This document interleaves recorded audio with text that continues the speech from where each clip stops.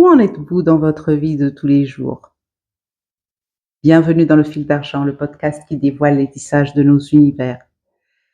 Je pense que pour toutes celles qui me connaissent, c'est un petit peu toutes celles et ceux qui me connaissent, c'est un petit peu, bizarre de me voir en vidéo. Je fais d'habitude des petits audios de 20 à 30 minutes pour parler de thèmes, qui me semblent, importants, dans lesquels je mets mes expériences, mes recherches, ce que j'ai observé dans le monde, etc. Ces derniers temps, je prends plus de temps pour me consacrer à des choses un petit peu plus importantes dans ma vie. Pas que parler avec vous n'est pas important, c'est pas ce que je veux dire, mais tout le monde a sa vie et j'ai voulu donner un peu plus de temps à ma famille, à d'autres priorités, on va dire. Donc je n'ai pas pris le temps d'écrire, je n'ai pas pris le temps de faire le prochain thème. Je vous avais promis un thème et je me suis dit, tiens, pourquoi on ne ferait pas une petite vidéo pour parler de 2 ou 3 petites choses de notre vie quotidienne. Alors me voilà. Comme j'ai dit, je suis Anne, ancienne des temps modernes, et je pense que sur cette planète bleue, il y a beaucoup d'anciens et d'anciennes des temps modernes. Et tous ensemble ou séparément, on pourrait tous amener notre petit grain pour que la vie soit un petit peu plus agréable pour tout le monde. Alors allons-y. De quoi nous allons parler aujourd'hui? Je n'ai pas un thème vraiment précisé. J'ai pensé, en fait, j'observe beaucoup autour de moi. Je parle avec beaucoup de monde, j'observe ce qui se passe autour de moi et j'observe aussi que les gens sont très traumatisés par l'actualité. Et ce que je voulais vous dire, c'est que oui, l'actualité, elle est là. Les nouvelles à la télé, elles sont là. Tout ce qui se passe dans le monde, les guerres, les virus dans un bateau au fin fond de l'océan, les Epstein, tout ce que vous voulez, tout ce qui passe à la télé, je ne sais pas quoi d'autre. C'est vrai que c'est assez perturbant. Mais d'un autre côté, je pense aussi que la vie de tous les jours de tout un chacun est trop importante pour passer en second plan. En second plan d'une actualité qui nous met tout le temps dans la peur. Alors je ne vous dirai pas de faire la même chose que moi. J'ai arrêté de regarder les actualités, les nouvelles à la télé, on va dire, depuis, je crois, à peu près 30, 30 ans. Ça fait une trentaine, 35 ans que je ne vois plus, que je regarde plus les nouvelles à la télé. Par contre, je suis informée puisque je parle avec du monde, je communique autour de moi, j'ai des gens qui regardent les nouvelles, qui me donnent les nouvelles. Je regarde aussi des documentaires des fois, je regarde, je ne sais pas, je m'informe via les réseaux sociaux, comme tout un chacun. Je m'informe aussi avec des livres, avec tout ce qui peut passer par la main. Donc je ne vous dirai pas de faire la même chose que moi et d'arrêter de regarder l'actualité, c'est pas ça que je veux dire. Ce que je veux dire par contre, c'est que nous vivons dans un monde à plusieurs dimensions. Nous sommes sur plusieurs plans, chacun d'entre nous. Et là, je parle à toutes les personnes qui sont dans une démarche un petit peu plus personnelle et spirituelle. Donc, si ça ne vous intéresse pas, il suffit d'éteindre cette vidéo et d'aller voir quelque chose qui vous intéresse. Mais pour toutes les personnes qui sont dans une petite démarche un peu plus personnelle, un peu plus spirituelle, qui cherchent à comprendre le sens de leur vie ou à comprendre quelle est la bonne voie à suivre ou à dénouer certaines problématiques qu'ils ont, rester fixé sur l'actualité, c'est pas la meilleure chose à faire en ce moment. Vous pouvez voir une actualité à la télé, les nouvelles à la télé, ou bien dans un journal, ou je ne sais pas où vous prenez vos sources, mais ne regardez pas encore et encore et encore en boucle ce qui vous est servi. Vous avez pris une actualité, vous l'avez comprise. Ok, passez à autre chose. Faites vos recherches sur cette actualité. Si elle vous intrigue, si elle vous émeut, s'il y a quelque chose que vous ne comprenez pas, faites vos propres recherches. Vous ne savez pas, en fait, dans l'actualité, dans tout ce qui est dit, quel est le vrai du faux.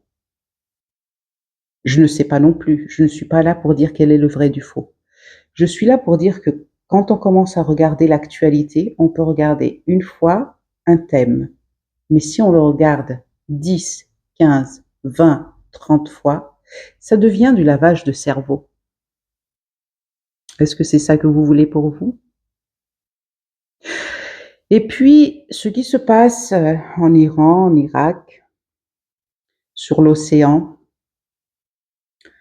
dans le pays voisin, de l'autre côté de l'océan, je ne sais pas, dans l'espace, ça peut tous nous impacter, je suis tout à fait d'accord. Mais à ce moment donné, où vous êtes en train de regarder les nouvelles à la télé, vous êtes sur votre canapé, dans votre maison, avec votre famille ou votre chien, votre chat, vous êtes tout seul, je ne sais pas. Et à ce moment précis, il n'y a pas une bombe qui tombe sur votre tête, il n'y a pas un virus dans votre corps. À ce moment précis, vous n'êtes pas en train de vivre réellement ces actualités. Vous les regardez. Regardez-les de façon, je vous dirais, ayez du discernement. Commencez à avoir du discernement dans ce que vous ingérez et dans ce que vous n'ingérez pas. Pourquoi je dis ça? Parce qu'on voudrait tous, enfin tous, la plupart d'entre nous voudraient avoir une vie simple mais agréable, un travail, une maison, enfin un toit au-dessus de la tête, à manger, être en bonne santé, la chose la plus importante. On voudrait tous qu'il n'y ait pas de guerre, qu'il n'y ait pas de famine, qu'il n'y ait pas de conflit, qu'il n'y ait pas de meurtre, et de tout ce que je ne peux pas dire ici parce que je ne sais pas qu'est-ce qui se passe avec YouTube et si la vidéo pourrait être bloquée. Donc on voudrait tous quelque chose de meilleur pour ce monde-là, pour cette planète-là, oui. Mais avant de demander quelque chose de meilleur pour cette planète, est-ce qu'on regarde d'abord chez nous? Et quand je dis chez nous, je ne parle même pas du continent ou du pays, je dis chez nous. Dans votre maison, dans notre maison, dans la maison de chacun, est-ce que j'ai une maison d'abord? Première des choses, est-ce que j'ai un toit sur ma tête? Est-ce que cette maison me convient? Est-ce que j'ai de la nourriture dans mon frigidaire? Oui. Est-ce que cette nourriture me convient? Est-ce que j'ai un travail? Est-ce que ce travail me convient? Est-ce que j'ai un salaire? Est-ce que je suis indépendant? Est-ce que ça me convient d'être indépendant ou d'avoir un salaire? Apprenons à regarder un petit peu la manière dont nous vivons. Est-ce que ça nous convient? Et lorsque je dis est-ce que ça nous convient, c'est parce que cette maison me plaît, est-ce qu'elle est jolie, est-ce qu'elle va plaire à mes voisins, à mes amis et tout ça. Non. Ce que je veux dire, est-ce que cette maison énergétiquement, elle me convient? Est-ce que la nourriture que je mange, est-ce que ça convient à mon corps? Parce que oui, il y a beaucoup de choix dans les supermarchés, il y a beaucoup de choix sur les marchés, il y a beaucoup de choix de beaucoup de choses. Mais est-ce que ce que je mets à l'intérieur de mon corps convient à ce corps-là? Par exemple, je vous donne un simple exemple. De toute ma vie, la nourriture que j'ingérais, que la façon dont je me nourrissais était toujours une façon assez, on va dire, c'était pour m'apporter du plaisir. Mais cette nourriture, en fin de compte, ne m'apportait pas réellement ce dont mon corps avait besoin. Quelque part au fond, derrière, hein, je le mettais derrière de mon cerveau là, je savais très bien, mais j'ai commencé vraiment à réaliser et à comprendre la façon dont je devais me nourrir à partir d'un certain moment, bien avancé en âge, à partir de la ménopause en fait.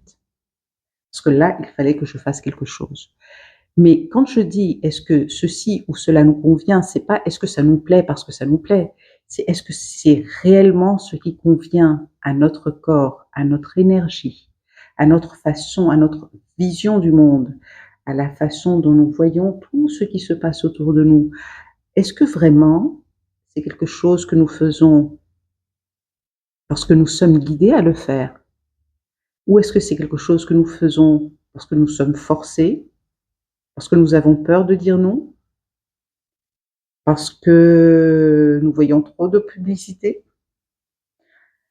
Pour un tas de raisons, ça n'a pas d'importance. Donc quand je dis de commencer d'abord par notre maison, c'est de regarder un petit peu les choix que nous faisons au quotidien, nos choix du quotidien. Qu'est-ce qui, dans ces choix, est vraiment aligné avec nous-mêmes? Parce que pour que cette planète et le monde dans lequel on vit soient alignés, pour que nous puissions aller de l'avant, pour que les choses s'arrangent un petit peu, pour que les guerres s'apaisent, pour que tout ça arrive, il faut que chacun d'entre nous sur cette planète commence à réellement penser, repenser plutôt, revoir un petit peu la façon dont nous vivons. Est-ce que quand j'ai du temps, le truc le plus simple d'aujourd'hui, j'ai du temps, est-ce que je passe mon temps à scroller pendant 3 heures ou est-ce que je me dis: «Ah tiens, j'ai 1 heure de temps. Je vais prendre mon chien, je vais prendre, mon ami, je vais aller marcher dans la forêt, je vais faire quelque chose de constructif, je vais lire, je vais apprendre quelque chose qui va me nourrir intellectuellement». Qu'est-ce que nous faisons de notre temps, par exemple? Qu'est-ce que nous faisons, dans notre quotidien avec notre famille? Est-ce que nous avons quelque chose de constructif avec notre famille? Est-ce que nous passons de bons moments en famille? Et puis quand je dis en famille, c'est pas forcé que quelqu'un soit marié ou qu'il ait des enfants ou qu'il ait toute une grande famille. La famille, ça peut être les amis, ça peut être le chien, le chat, ça peut être les chevaux si vous êtes vous avez je sais pas, ça peut être n'importe quoi, mais ce que vous faites dans votre vie de tous les jours, est-ce que vraiment ça vous nourrit? Parce que si ça vous nourrit, si ça nous nourrit, on commence un petit peu à poser, à se calmer. On commence un petit peu à voir les choses plus clairement. On a le temps pour nous de regarder, une fois qu'on a regardé tout ce qui nous entoure, tout ce qu'on a mis nous-mêmes autour de nous, on peut se poser des questions et regarder un peu plus à l'extérieur. Je ne sais pas si tout ce que je dis a du sens, mais à mon sens, on ne peut pas faire quelque chose pour le monde extérieur si on ne change pas d'abord notre façon de nous voir nous-mêmes, de voir notre maison, notre nourriture, nos relations, nos amis. Vous vous entourez de personnes qui vous veulent du bien, vous vous entourez de personnes qui vous élèvent, vous vous entourez peut-être de personnes qui ont peut-être pas les mêmes visions que vous, mais qui sont prêts ou prêtes à en discuter, à partager la façon de voir les choses, à apprendre de vous, à vous apprendre aussi, sans que vous rentriez dans des disputes où chacun veut imposer sa façon de voir.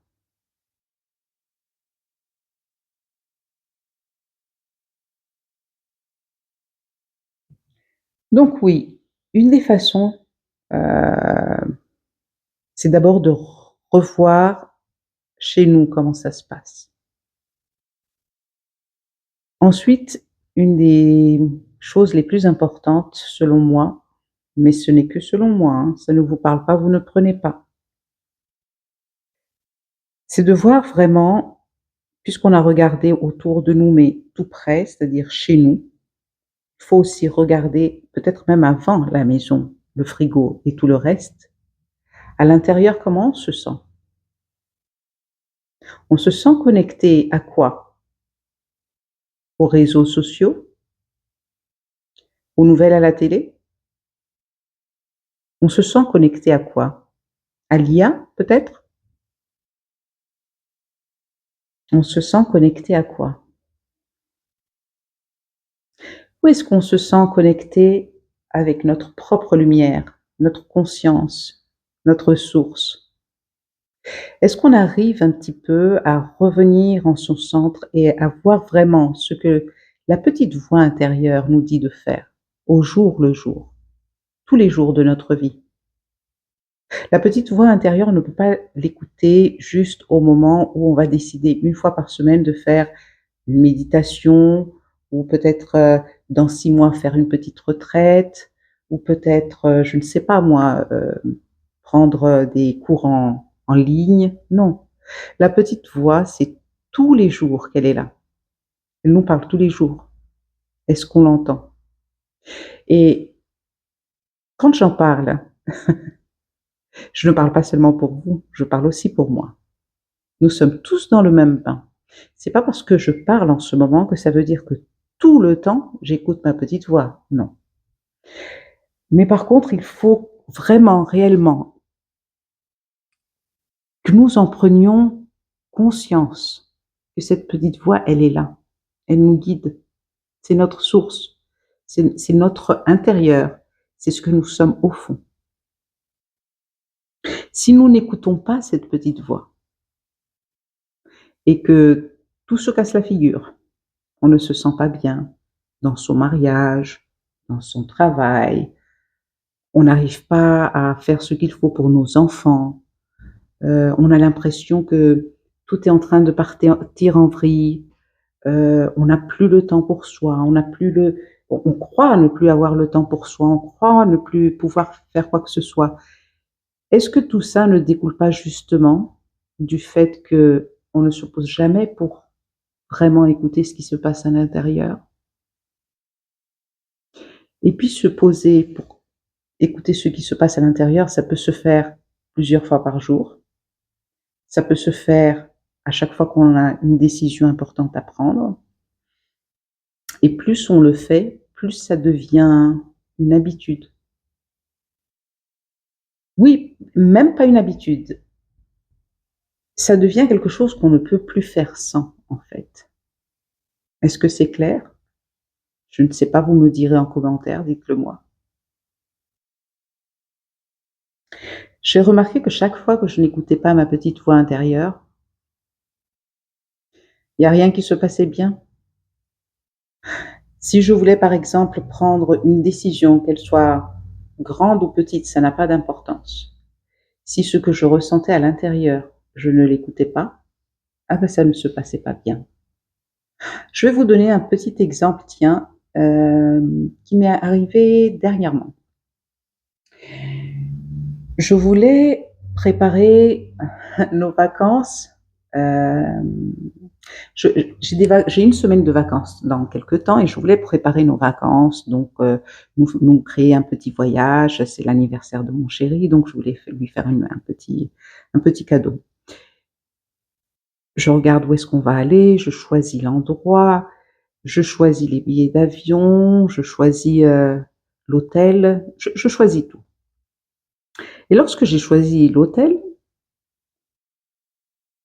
Je passe par un grand site que tout le monde connaît, mais je ne vais pas faire la publicité ici.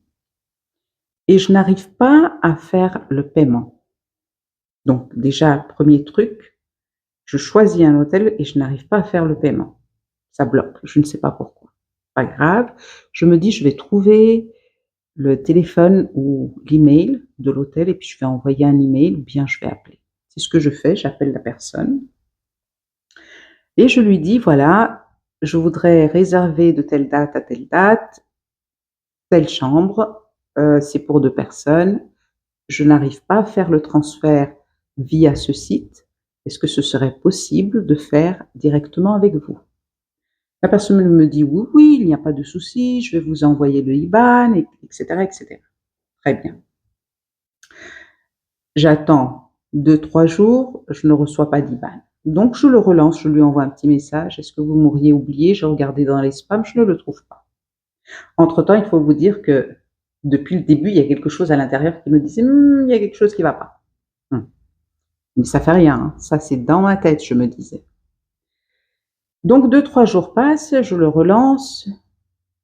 Il m'envoie une photo au bord de l'eau en me disant il fait très beau, je vous enverrai le IBAN. Oui, oui, je sais.